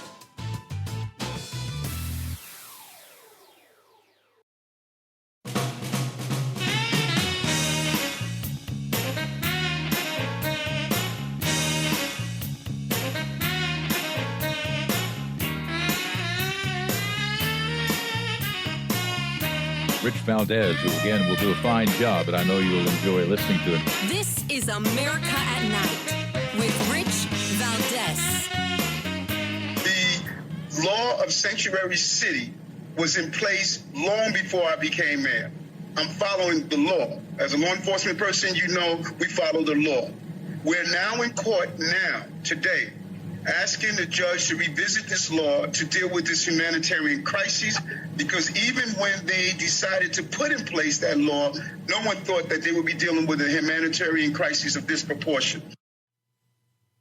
That's funny. I think there were lots of people. No one thought, what about Donald Trump? What about Lee Zeldin? What about every Republican ever? Just about every conservative in the country was screaming, this is going to be a humanitarian crisis. They've been saying it since then. We've been seeing it at the border. It's so bad that it's no longer just affecting the Rio Grande Valley and South Texas. It's going all across the country, in particular to places that were stupid enough to become sanctuary cities and sanctuary states. So last week it was Lori Lightfoot. Now it's Eric Adams. Everybody's tucking tail, hat in hand to the government, asking for more money. Now whether they're getting the money or not doesn't matter, because they've realized there's no more space for these people. And with that comes not just overcrowding, overpopulation. It's going to increase incidences of everything, whether it's incidences of crime, incidences of attacks, rapes, abuse, homelessness, you name it. It's just an overwhelming amount of people to assimilate into our system. Can't happen that quickly. And Eric Adams sees it. It's amazing how that's what it took. It takes a crisis to wake this guy up. It took a crisis to wake up Lori Lightfoot. I'm not going to call her Beetlejuice because then I'll get criticized on Facebook. So I won't call her that. But unbelievable, totally unbelievable that this is where we are. Good old Eric Adams. Now, listen, my prediction is if this doesn't go over well for him and they say, oh, you're not left wing enough for us, we're going to run somebody against you that's going to say we need more immigrants, not less. Maybe he runs as an independent, or who knows, maybe he tries to become a Republican, because they're not going to like what he's doing. He's a cop. He's a man. I think he identifies as a man. That's bad enough as it is, right? He's going to really tick off the left. So that's what we've got. We've got that on the immigration front. We continue to have our drama with the debt ceiling. We continue to have the drama with the weaponization of government and so much more. Let's go to your calls. Let's go to Kim in Michigan, KDKA Online. Go right ahead. Hi, Rich. Yeah, with this debt ceiling, Biden doesn't want to work with Kevin McCarthy. Biden's just said a flat-out statement. He wants a clean debt ceiling. He doesn't want any limits put on it. And Kevin McCarthy has given him a proposal of like a $1 trillion or $1.5 trillion increase in the debt. And that's not good enough for Biden. Biden's playing hardball. I think it wouldn't be such a bad thing if we hit the debt ceiling on June 1st or the middle of June, whenever it comes. Because, yeah, our credit rating will drop. It'll be harder to get credit. But then when all that happens, we won't be able to borrow money for a while. People won't buy our treasury. You know what I'm saying? You're saying if we can't keep borrowing, maybe we'll stop borrowing. Yeah. Right. I get it. Listen, that was what Trump was saying. And everybody criticized it when he said, hey, look, in my opinion, that's what he was saying. When he said, it's going to happen at some point, might as well happen sooner rather than later. If we're going to default, if we're going to do this, we're going to do that, let's go for it. And I think he's calling them on their bluff. That's Trump. He's really good at that stuff, at negotiating and whatnot. I think that he's probably taken the right approach. I think McCarthy's also doing the diplomatic thing in ensuring that, hey, look, he's willing to meet the president and say, look, I'm willing to spend more, but we've got to attach this to that and have these 1% decreases and whatnot. And I think he's doing the right thing, and he needs to continue to hammer that message so that everybody knows that it's the Republicans that are trying to work with Biden, and Biden's the one saying thanks but no thanks. Yeah, it wouldn't be a bad thing, because we're already around $32 trillion in debt. They say it's like $225,000 for every taxpayer in the United States. That's how much we owe just on our debt. And I think that's what I heard, and if we can stop it now, and it's going to get closer because China and Russia are going to the yuan, so it's going to approach us quicker anyways, because they're switching to we're not so much the primary, dollar anymore. You know what I'm saying? Yeah, 100%. And you know, Kim, this is not only affecting, internationally, like you're talking about with the global reserve currency and whatnot, but it's affecting people here at home, and it has repercussions that are global. And the whole thing, in my opinion, is a bad move. Biden's not playing this thing the right way, and he should work with McCarthy. And we need to be competitive in a time where Russia's on the move. Instead, we're being less competitive than we need to be, and putting ourselves in a weaker position here at home. I can't imagine why we would do that, but that's what we're doing. Thank you, Kim in Shields, Michigan. Now, I just wanted to circle back to this Eric Adams story, mayor of New York City, and reiterate that Adams is trying to do, I think he's trying to do the right thing, or at least he's trying to get reelected again, right? And he's saying, I'm not going to get reelected, when he realizes people don't want this. When you have this case that we talked about last Friday with Curtis Sliwa, and we talked about all last week, honestly, the Daniel Penny case, and with Mr. Neely, this is indicative of a populace, right? The city residents saying, no, we don't want that. We don't want you to say the Marine's a killer, and we're not calling him a killer, and nobody got in his way, because they knew that they wanted to be safe. And people in New York don't feel safe, whether it's because there are migrants that are kicking people out, kicking veterans out, you're kicking all sorts of people. There was a wedding party that was kicked out. You name it. Hotels are turning away regular paying patrons to make space for illegal migrants that are coming in on the public dime. It's not about not helping them. It's about turning away our own people and harming our businesses. And on that note, I want to talk about two things when we come back. A, why people are leaving New York. One of those people, the piano man himself, Billy Joel, is announced he's leaving New York for Florida, and we'll get to that in a moment. We also have the story of a very, very, I don't want to say stupid, right? Because then it sounds too pejorative. Not so bright business. Yep, it's a cafe focused on being anti-capitalism. Go figure. The Anti-Capitalist Cafe. So we're going to talk about that as well on our way back.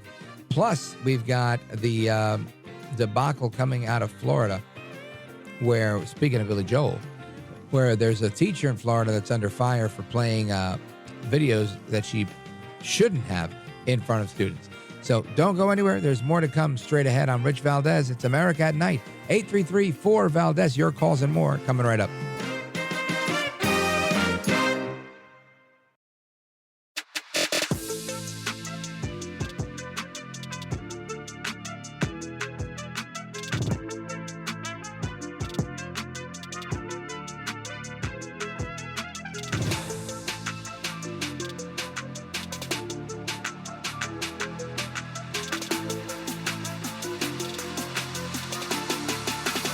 America at Night with Rich Valdez. Call now, 833-4-VALDEZ. That's 833-482-5337. 833-4-VALDEZ. That's Valdez with an S. All right, America, welcome back. It's Rich Valdez. We're going to get to your calls momentarily. We've got calls from the Philippines, Ohio, Florida, and more coming in. I just want to cover this real quick because there's a fifth grade teacher that's under fire in Florida for showing a Disney movie with a gay character. At least that's how this article is being portrayed here. Fifth grade teacher says she showed the movie Strange World to her students because they were learning about Earth and ecosystems. Listen to this. I was told by every teacher and mentor at our school that our method for approval by administration of showing movies was to have a signed parent permission slip for PG movies. I had that from the beginning of the year. The whole fifth grade team had signed permission slips for PG movies with no objections to specific content. I actually had one student who did have objection to specific content. not showing the Buzz Lightyear movie, but she wasn't in my classroom anymore, so it wasn't a big deal. The reason I was turned in is because one of the split students was a school board member's daughter. That school board member is currently on a rampage to get rid of every form of representation out of our schools. She even spent days this past week going to all the high schools to get rid of anything that had to do with representation whatsoever. Well, Governor Ron DeSantis had a press conference today, and he just laid it out. We got the audio, but it's a little bit long, so I'm not going to play it. But he signed State Bill 266, SB 266, and what it does is reorient universities back to their traditional mission. Part of the traditional mission is to treat people as individuals, not to try to divvy them up based on any type of superficial characteristics. With a quote from DeSantis saying, "We're going to elevate merit and achievement above identification with certain groups. And in order to do that, we had to take a look at this new concept, relatively new concept called diversity, equity, and inclusion." And he basically says it has no place, this woke DEI ideology, in Florida public schools. So that's Ron DeSantis firing back at this teacher who's under fire, and really at all the teachers who are doing this. But this teacher, again, she's in Hernando County, 5th grade teacher. She's under investigation by the school district and the state after showing a Disney movie with an openly gay character. Now, her name Jenna Barbie. She's a first-year teacher at Winding or Winding? I don't know. I'll go with either one. Winding. That's me being tired. Winding Waters. Got kindergarten through 8th grade school, so elementary school, who's being investigated by the Hernando County School District and the state DOE for showing this movie and violating their state law, which those in the media like to call the Don't Say Gay Bill, which is really called the Parental Rights and Education Bill. So we'll keep you up to speed on what's going on there. But she claims that she didn't show it because it had a gay character. She claims that she showed it because it had earth science and whatnot and ecosystems. Interesting. I'm sure we're going to continue to see how they're going to split hairs on these things. And every time they teach about earth science or this or that, it's going to have some other reference to something that's social, emotional, or whatever that they have. And all I can say is that wasn't the case when I was a kid, right? They didn't infuse gender, whether straight or gay or anything else, into lessons on science. Plain and simple, that just wasn't the case.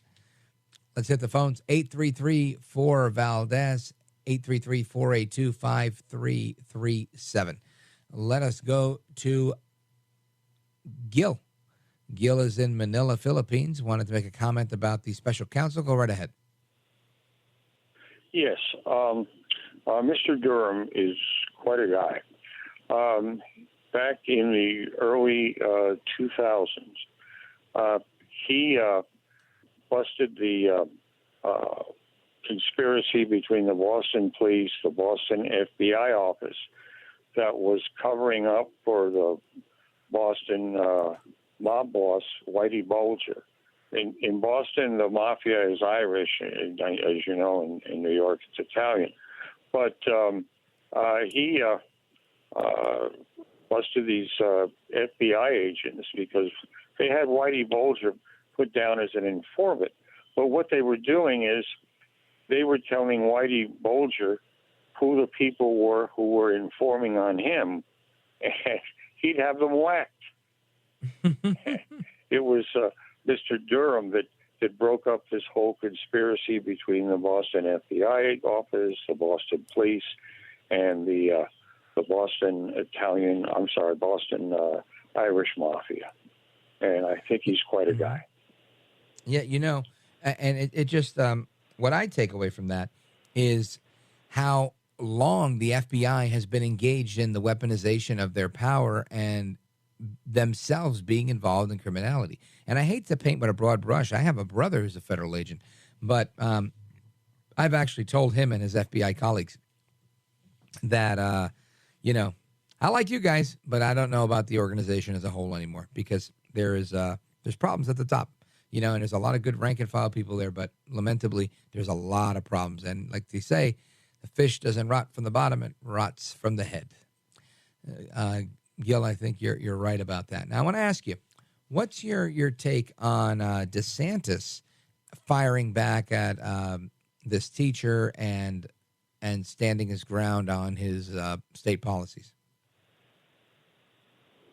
I think they go with a "Don't Say Gay" law in Florida.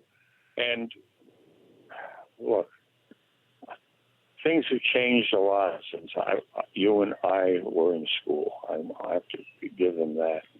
But we have to have some standards. And I think there was an old saying I heard: you can be so open-minded that your brain falls out. And I think that's what's going on in a case like this. Yeah, I agree. And it seems like teachers are being more clever to try and introduce as much as they can at the earliest of ages. And whatever it is, I guess they're going to continue to go at it. But Gil, thank you for your call. I appreciate it because this is definitely a battle that won't be going away. Let us continue. Let's go to Frank in Akron, Ohio, WNIR. Frank, go right ahead. Hey, thank you, Rich. And, I love listening to you guys. Thank you. One of the common denominators is government and good common sense and common cause and family things. They're talking about gays. I don't want to see gay life promoted in any way, because it's about the person's qualities intellectually in their heart, but I don't want to see them cast down and right and not listened to. They have a voice. People die to give them a voice, but I don't want to see them elevate themselves, or the blacks or the Hispanics, to the point that that they separate us because of our cultural differences. We're all Americans. We're American citizens, and we bleed red, all of us. And our forefathers died and lived and died and sweat and toiled to bring us a constitutional government. And our government has lost control of so very much, and we're going to have to take it back one state at a time and take back Congress. And the thing about it is that people are disheartened because everybody doesn't trust the government anymore, with good reason, good cause. Sure. And I would like to see family values and godliness promoted, and truth, because that's what it's all about, the truth. The truth will set you free to make your own decisions. And the thing about that is there's so many lies and half-truths being done down in Washington, D.C., the District of Criminals, and there is no prosecutions and nobody going to jail. Mm-hmm. Hillary, I guess they're just going to let her pass away. I'm a movie buff. Did you ever see the movie with Richard Dreyfuss? He had a gambling habit, and he'd go to the tracks, the dog and the race horse tracks. And I don't know if I've seen that one, but I get where you're going with this, and I can tell you that, Frank, that this is it's a problem that we continue to have, where we've adopted this corruption into our way of government, and nobody's willing to kick it out. So it's become the swamp, and it's infecting everybody. And we have to get beyond that. And I agree with you. We've got to, bring in the principles that made this country great originally. And I don't mean racism. Whenever I say something like that, people think, oh, you mean, praising the white man. No, I don't think we praise the white man or the black man or the Asian man or the Spanish man. I think this is, like you said, we're all Americans. We treat each other as citizens and we move on.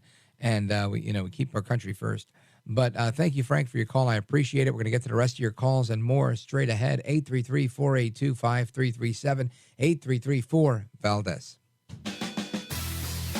This is America at Night with Rich Valdez. Call now, 833-4-VALDEZ. That's 833-482-5337, 833-4-VALDEZ.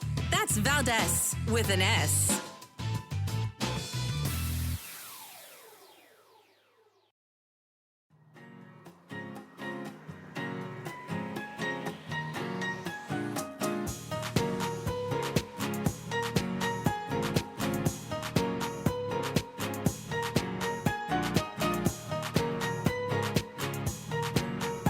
No hair, no care, and live on the air, it's Rich Valdez.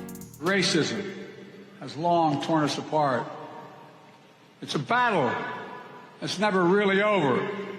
But on the best days, enough of us have the guts and the hearts to stand up for the best in us. To choose love over hate, unity over disunion, progress over retreat. To stand up against the poison of white supremacy, as I did my inaugural address, to single out as the most dangerous terrorist threat to our homeland is white supremacy. All right, America, welcome back. And so Joe El Baboso Biden, President Biden, says the greatest threat against America is white supremacy, and a thunderous round of applause. I don't know who he was talking to. Oh, wait, I know exactly who he was talking to. He was giving a speech at a historically black college and university and was trying to pander like always. He was at Howard University at their 2023 graduation on Saturday, not today. The most dangerous terrorist threat to our homeland is white supremacy. Listen, I think white supremacy is horrible. I don't like it. I don't support it. I don't like white supremacists. That's why I don't invite guys like David Duke on this program or others. I'm not into that type of thing. But I also don't think they're the biggest threat. I'll be very honest with you. I believe Joe Biden and the way he has usurped our system of government, the way he's usurped the constitutional republic or the notion of one, and operates, like an ochlocracy rather than a republic, is scary. It's frightful. It's horrible. It's disheartening to see what's happening in our government and how they just use more rhetoric and emotion to try to justify everything. It's like, come on, man. Where do we actually start thinking again? Where do we start looking at why we're supposed to do what we do? Pat in Sedona, Arizona, listening on KDGO out of Durango, Colorado. Go right ahead, Pat. Hey, Rich, how you doing? You're Good, right brother. about a lot of things, but you forget one thing: rule of law. There is no rule of law with Joe Biden and the Democratic Party and all these other people, the billionaires, the Soros guy, his owning of all the state attorney generals in our George country, Soros, and all the people. We're partially to blame because we didn't pay attention and see this coming. Very well planned. It got us, and I'm not sure if we can ever see the light of day. He's going to destroy so much, and they're going to do scorch earth on our country if he loses the election and Donald Trump gets back in, which we need, because we'll never, ever even have a chance if this man doesn't get back in the White House. Because I got to tell you something. He's a true American. He's a true good person. Now, he has a personality that rubs a lot of people, and he calls the press a bunch of fakers. Well, look, people, have the press told the truth about hardly anything? The border? Right.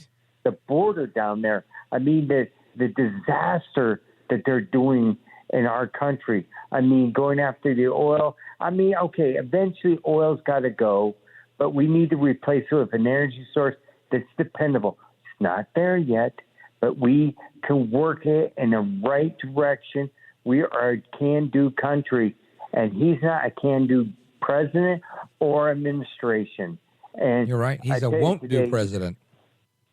He's a won't-do president. Yeah, I'll tell you. I read today about the some of the sentences handed down to some of the perpetrators of the January 6th debacle. And they were some of them were pretty stiff. Some of those people got 13 to 14 years in prison.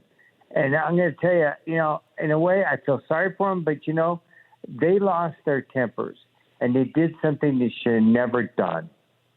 I mean, listen, I think anybody who's done something wrong should be, judged by a jury or their peers. And if they're found guilty, they should be given a sentence that's commensurate with what they did, with the offense. But in certain cases where you have these elderly people that are being charged with parading, which is, literally parading on Capitol grounds, and they're being called insurrectionists, but really all they're guilty of being is on Capitol grounds, and they've been held for all this time, and it's been this protracted case. I have to say, I think it might be a little overkill if I'm being nice. But I get what you're saying, Pat. We have to have some rules, and that's what I said about the thing in New York. We can't have instances where, you try to intervene as a good Samaritan, somebody dies, and we don't look at it. I think we have to look at it. We have to look at it seriously, and it's my belief that this American hero will be exonerated. And just like you're saying about January 6th, we can't turn a blind eye to what happened. We have to figure out what happened, and if it really was, the FBI and informants and this and that, which a lot of evidence points towards that, then we need to hold those people accountable. And if anything, we saw a lot of that today with the revelations that the FBI has missed the mark on their entire job. So thank you, Pat. I appreciate you, brother. Good to hear from you. More from you guys straight ahead. Don't go anywhere. This is America at Night with Rich Valdez.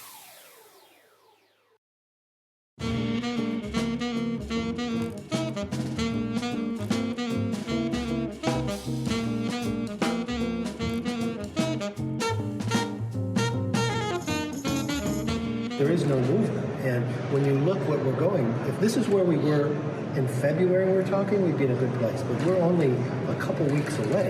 And if you look at the timeline to pass something in the House and pass something in the Senate, you've got to have something done by this weekend. And we are nowhere near any of that. All right, that's McCarthy on the debt limit. Let's go to John in Vero Beach. You got 45 seconds. Go right ahead. All right, Jim. Rich, I'm sorry. It's a compliment. I really love your show, and I want to share something real quick with you. That my son was chiding me about my receding hairline. I told him, it's okay, son. There's no grass growing on a busy street. I must have an information superhighway over here. Anyway, yeah, you do. You're fantastic. I love your show, and God bless you for getting the true word out to us listeners. Amen. John, I got to cut you off there because they're playing the music. Call me back tomorrow. We'll pick up where we left off here. Robert as well. We'll talk about white supremacy, plus the closing down of the anti-capitalist cafe. Anyway, take care, good night, and God bless. We're going to do it all again tomorrow. Hasta la próxima. I'm Rich Valdez.